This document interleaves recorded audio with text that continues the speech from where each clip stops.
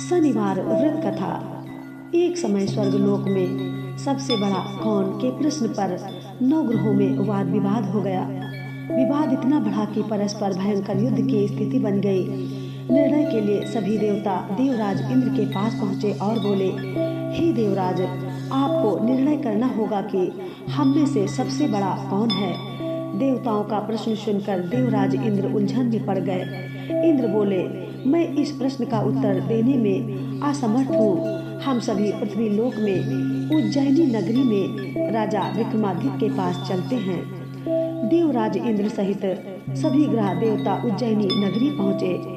महल में पहुंचकर जब देवताओं ने उनसे अपना प्रश्न पूछा तो राजा विक्रमादित्य भी कुछ देर के लिए परेशान हो उठे, क्योंकि सभी देवता अपनी अपनी शक्तियों के कारण महान थे।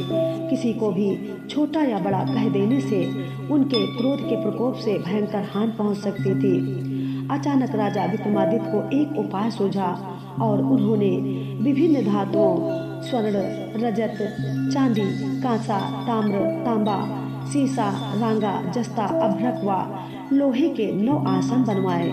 धातुओं के गुणों के अनुसार सभी आसनों को एक दूसरे के पीछे रखवाकर उन्होंने देवताओं को अपने अपने सिंहासन पर बैठने को कहा। देवताओं के बैठने के बाद राजा विक्रमादित्य ने कहा, आपका निर्णय तो स्वयं हो गया। जो सबसे पहले सिंहासन पर विराजमान है वही सबसे बड़ा है। राजा विक्रमादित्य के निर्णय को सुनकर सभी देवता ने सबसे पीछे आसन पर बैठने के कारण अपने को छोटा जानकर क्रोधित होकर कहा, राजा विक्रमादित्य, तुमने मुझे सबसे पीछे बैठाकर मेरा अपमान किया है। तुम मेरी शक्तियों से परिचित नहीं हो। मैं तुम्हारा सर्वनाश कर दूंगा। शनि ने कहा, सूर्य एक राशि पर 1 महीने, चंद्रमा 2.25 दिन, मंगल 1.5 महीने, बुध और शुक्र 1 महीने, बृहस्पति 13 महीने रहते हैं, लेकिन मैं किसी राशि पर 7.5 वर्ष 7.5 तक रहता हूँ। बड़े बड़े देवताओं को मैंने अपने प्रकोप से पीड़ित किया है। राम को 7.5 के कारण ही वन में जाकर रहना पड़ा और रावण को 7.5 के कारण ही युद्ध में मृत्यु का शिकार बनना पड़ा। राजा, अब तू भी मेरे प्रकोप से नहीं बच सकेगा। इसके बाद अन्य ग्रहों के देवता तो प्रसन्नता के साथ चले गए, परंतु शनिदेव बड़े क्रोध के साथ वहां से विदा हुए। राजा विक्रमादित्य पहले की तरह ही न्याय करते रहे। उनके राज्य में सभी स्त्री पुरुष बहुत आनंद से जीवन यापन कर रहे थे। कुछ दिन ऐसे ही बीत गया। उधर शनि देवता अपने अपमान को भूले नहीं थे। विक्रमादित्य से बदला लेने के लिए एक दिन शनिदेव ने घोड़े के व्यापारी का रूप धारण किया और बहुत से घोड़ों के साथ उज्जैनी नगरी पहुंचे। राजा विक्रमादित्य ने राज्य में किसी घोड़े के व्यापारी के आने का समाचार सुना तो अपने अश्वपाल को कुछ घोड़े खरीदने के लिए भेजा। घोड़े बहुत कीमती थे। अश्वपाल ने जब वापस लौटकर इस संबंध में बताया तो राजा विक्रमादित्य ने स्वयं आकर एक सुंदर व शक्तिशाली घोड़े को पसंद किया। घोड़े की चाल देखने के लिए राजा उस घोड़े पर सवार हुए तो वह घोड़ा बिजली की गति से दौड़ पड़ा। तेजी से दौड़ता घोड़ा राजा को दूर एक जंगल में ले गया और फिर राजा को वहां गिराकर जंगल में कहीं गायब हो गया। राजा अपने नगर को लौटने के लिए जंगल में भटकने लगा, लेकिन उन्हें लौटने का कोई रास्ता नहीं मिला। राजा को भूख प्यास लगाई। बहुत घूरने पर उसे एक चरवाहा मिला। राजा ने उससे पानी मांगा। पानी पीकर राजा ने उस चरवाहे को अपनी अंगूठी दे दी। फिर उससे रास्ता पूछकर वह जंगल से निकलकर पास के नगर में पहुंचा। राजा ने एक सेठ की दुकान पर बैठकर कुछ देर आराम किया। उस सेठ ने राजा से बातचीत की तो राजा ने उसे बताया कि मैं उज्जैनी नगरी में से आया हूँ। राजा के कुछ देर दुकान पर बैठने से सेठ जी की बहुत बिक्री हुई। सेठ ने राजा को बहुत भाग्यवान समझा और खुश होकर उसे अपने घर भोजन के लिए ले गया। सेठ के घर में सोने का एक हार खूंटी पर लटका हुआ था। राजा को उस कमरे में छोड़कर सेठ कुछ देर के लिए बाहर गया। तभी एक आश्चर्यजनक घटना घटी। राजा के देखते देखते सोने के उस हार को खूंटी निकल गई। सेठ ने कमरे में लौटकर हार को गायब देखा तो चोरी का संदेह राजा पर ही किया, क्योंकि उस कमरे में राजा ही अकेला बैठा था। सेठ ने अपने नौकरों से कहा कि इस परदेसी को रस्सियों से बांधकर नगर के राजा के पास ले चलो। राजा ने विक्रमादित्य से हार के बारे में पूछा तो उसने बताया कि उसके देखते ही देखते खूंटी ने हार को निगल लिया था। इस पर राजा ने क्रोधित होकर चोरी करने के अपराध में विक्रमादित्य के हाथ पांव काटने का आदेश दे दिया। राजा विक्रमादित्य के हाथ पांव काटकर उसे नगर की सड़क पर छोड़ दिया गया।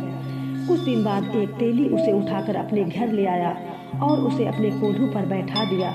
राजा आवाज देकर बैलों को हाँकता रहता। इस तरह तेली का बैल चलता रहता और राजा को भोजन मिलता रहता। शनि के प्रकोप की 7.5 पूरी होने पर वर्षा ऋतु प्रारंभ हुई। राजा विक्रमादित्य एक रात मेघ मल्हार गा रहा था कि तभी नगर के राजा की लड़की राजकुमारी मोहिनी रथ पर सवार उस तेली के घर के पास से गुजरी। उसने मेघ मल्हार सुना तो उसे बहुत अच्छा लगा और दासी को भेजकर गाने वाले को बुला लाने को कहा। दासी ने लौटकर राजकुमारी को अपंग राजा के बारे में सब कुछ बता दिया। राजकुमारी उसके मेघ मल्हार से बहुत मोहित हुई, अतः उसने सब कुछ जानकर भी अपंग राजा से विवाह करने का निश्चय कर लिया। राजकुमारी ने अपने माता पिता से जब यह बात कही तो वे हैरान रह गए। रानी ने मोहिनी को समझाया, बेटी तेरे भाग्य में तो किसी राजा की रानी होना लिखा है, फिर तू उस अपंग से विवाह करके अपने पांव पर कुल्हाड़ी क्यों मार रही है। राजकुमारी ने अपनी जिद नहीं छोड़ी। अपनी जिद पूरी कराने के लिए उसने भोजन करना छोड़ दिया और प्राण त्याग देने का निश्चय कर लिया। आखिर राजा रानी को विवश होकर अपंग विक्रमादित्य से राजकुमारी का विवाह करना पड़ा। विवाह के बाद राजा विक्रमादित्य और राजकुमारी तेली के घर में रहने लगे। उसी रात स्वप्न में शनिदेव ने राजा से कहा, राजा तुमने मेरा प्रकोप देख लिया, मैंने तुम्हें अपने अपमान का दंड दिया है। राजा ने शनिदेव से क्षमा करने को कहा और प्रार्थना की, हे शनिदेव आपने जितना दुख मुझे दिया है अन्य किसी को न देना। शनिदेव ने कुछ सोचकर कहा, राजा मैं तुम्हारी प्रार्थना स्वीकार करता हूँ। जो कोई स्त्री पुरुष मेरी पूजा करेगा, शनिवार को व्रत करके मेरी व्रत कथा सुनेगा, उस पर मेरी अनुकंपा बनी रहेगी। प्रातःकाल राजा विक्रमादित्य की नींद खुली तो अपने हाथ पांव देखकर राजा को बहुत खुशी हुई। उसने मन ही मन शनिदेव को प्रणाम किया। राजकुमारी भी राजा के हाथ पांव सही सलामत देखकर आश्चर्य में डूब गई। तब राजा विक्रमादित्य ने अपना परिचय देते हुए शनिदेव के प्रकोप की सारी कहानी सुनाई। सेठ को जब इस बात का पता चला तो दौड़ता हुआ तेली के घर पहुंचा और राजा के चरणों में गिरकर क्षमा मांगने लगा। राजा ने उसे क्षमा कर दिया, क्योंकि यह सब तो शनिदेव के प्रकोप के कारण हुआ था। सेठ राजा को अपने घर ले गया और उसे भोजन कराया। भोजन करते समय वहाँ एक आश्चर्यजनक घटना घटी। सबके देखते ही देखते उस खूंटी ने हार उगल दिया। सेठ जी ने अपनी बेटी का विवाह भी राजा के साथ कर दिया और बहुत से स्वर्ण आभूषण धन आदि देकर राजा को विदा किया।